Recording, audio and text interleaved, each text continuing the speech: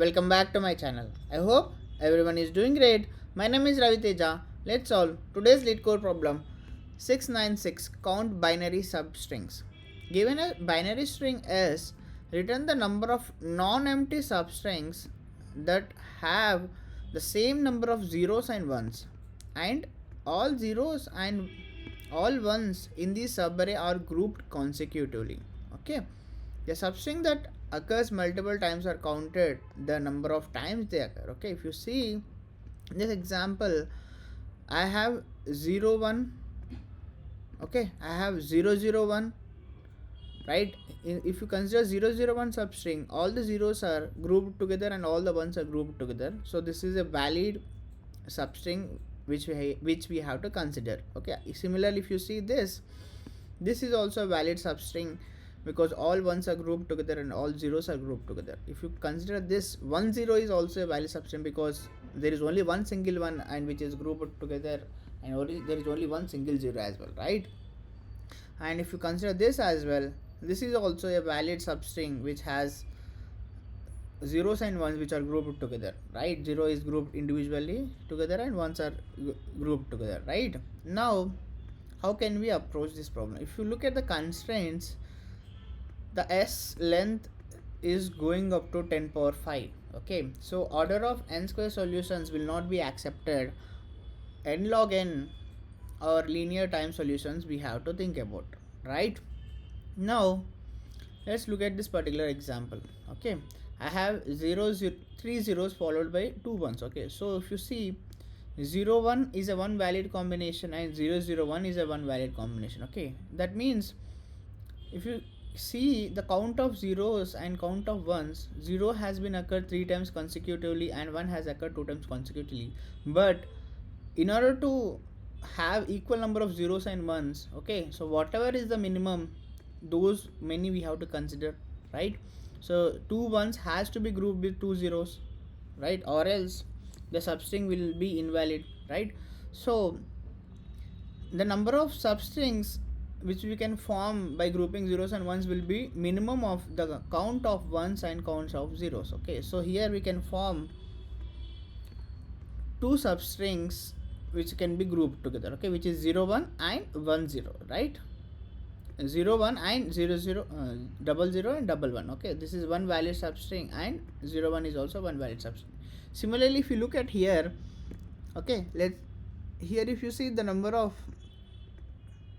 zeros are less and number of ones are higher, right?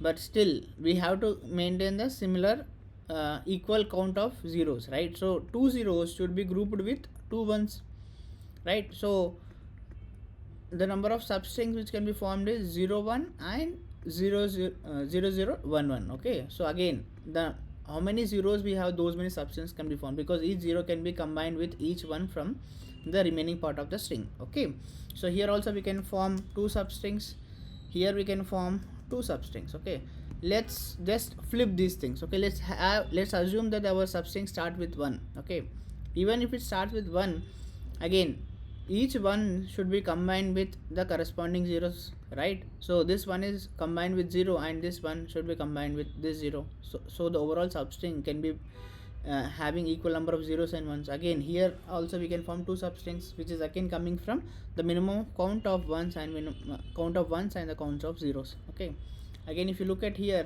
also it is 2.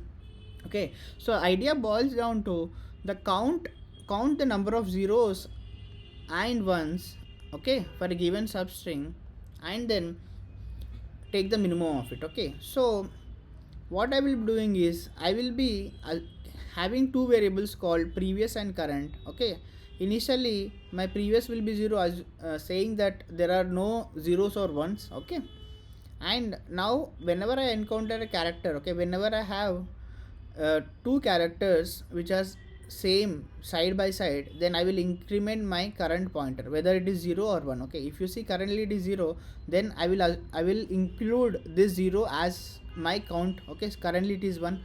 Now if you go here, these two characters are not same, that means I have encountered a different character, then I have to stop my counting process and include so far whatever the count I have and then try to update my answer. Okay, so till here I have two zeros, right? So that is what I mentioned. I have 0 ones and followed by two zeros. My overall answer will be minimum of these two, right? Because every zero has to be combined with the ones which are previously present. Since there are no ones previously present, so since ones are zero, so my final answer will be zero till this particular point of time. Again, now so far zeros will become previous for the newly coming ones, right? So my previous will be 2 and again my current will become 0, and I will keep on counting the number of ones I will encounter. So number of ones I have encountered is 2. Again I will take the minimum of previous and current and add to my answer. Okay, minimum of 0, minimum of these two I will take and I will add it to my so far answer. Okay, now the moment I have encountered a different character other than the current running character, again I will update my previous to current, and then I will make my current as 0 and keep on counting the newly coming characters. Okay, so again in this case it is again 2.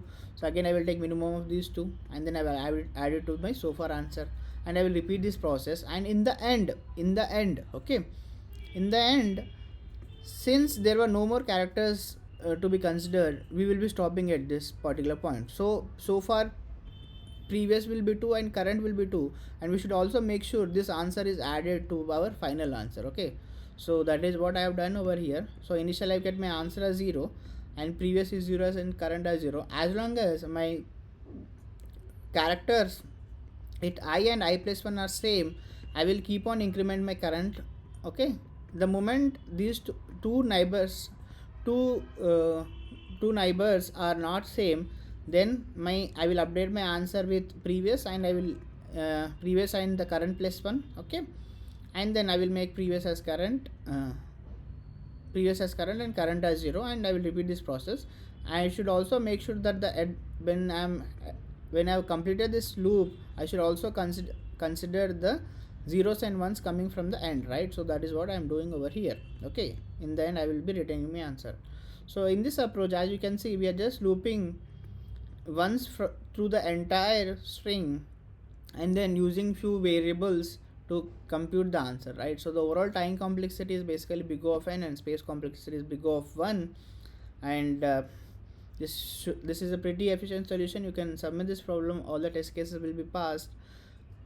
I will also explain you another approach, okay, which is basically order of n square approach. Okay, so this will help you to solve some other problems maybe. So if you have already solved the longest palindromic substring problem, then the second approach is similar to the longest palindromic substring problem, where I will be keeping either 0 1 as my center or 1 0 as my center and try to expand in both the directions. Okay, let's take 0 1 as my center, and I have to expand in both left and rightward direction. Okay, if 0 1 is the center, then on the left side I should expand with zeros, and on the right side I should expand with ones. Okay, so till here I will be expanding it, and I will be include in my answer. Okay, similarly I will go to the next index. If the character at I and I plus 1, if it is either 0 1 or 1 0, then only I will proceed it, or else if both are 1 and 1 or 0 0, I will not proceed it. Okay, that is the approach which I have implemented over here. Even this solution I will be providing. Okay, feel free to check it out. This might help you in solving the longest palindromic substring problem as well. There we also will be using the similar kind of approach. Okay, that's all about this problem. If you like the explanation, hit the like button, hit the subscribe button, and also share your valuable feedback in the comment section.